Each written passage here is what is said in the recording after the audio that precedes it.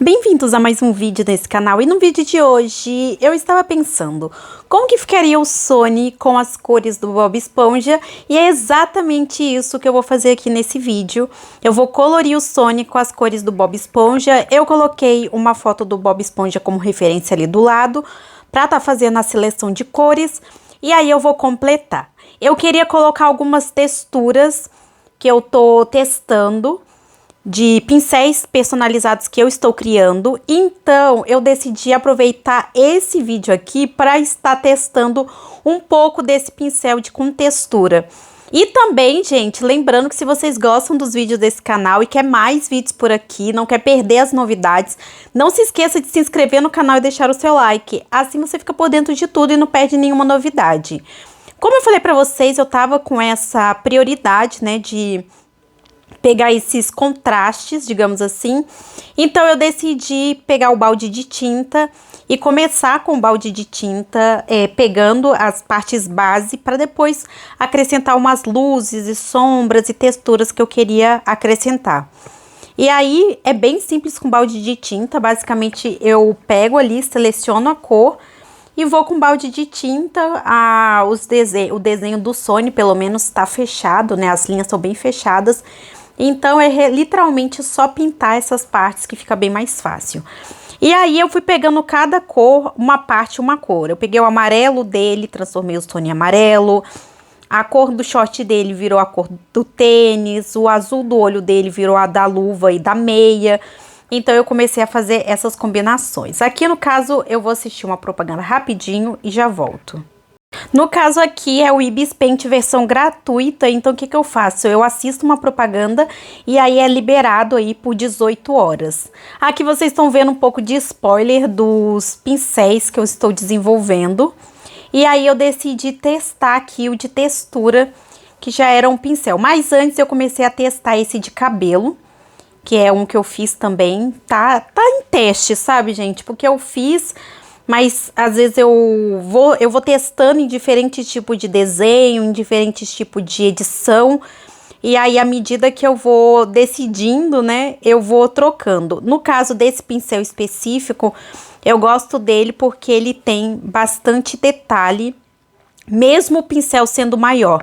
Porque todos os pincéis que eu tive contato, né, normalmente quando você deixa ele grande, ele vai perdendo essas linhas, né? Quanto maior você deixa o pincel, mais ele vai perdendo as linhas. E no caso, aqui a minha intenção foi desenvolver aí um pincel que não causa isso. Então, você vê aí que o pincel não tá fininho, né? Ele tá, tipo, 82 pontos, é muito grande.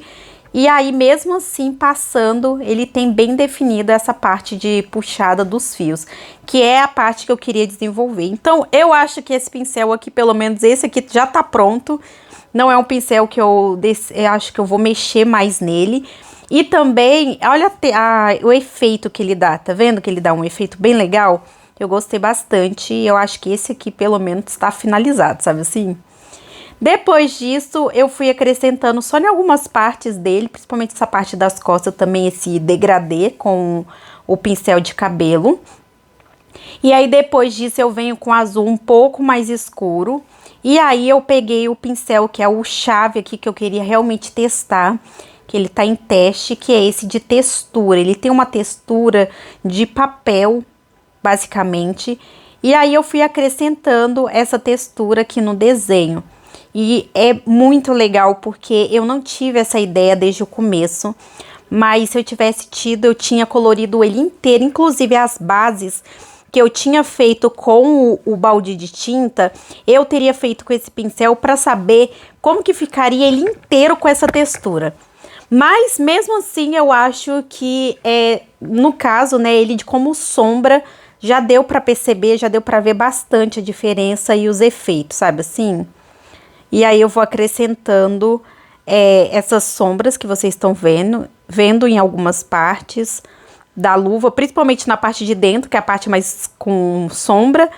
E aí eu também peguei essa parte aqui do tênis que ele tá usando, dei uma escurecida e acrescentei.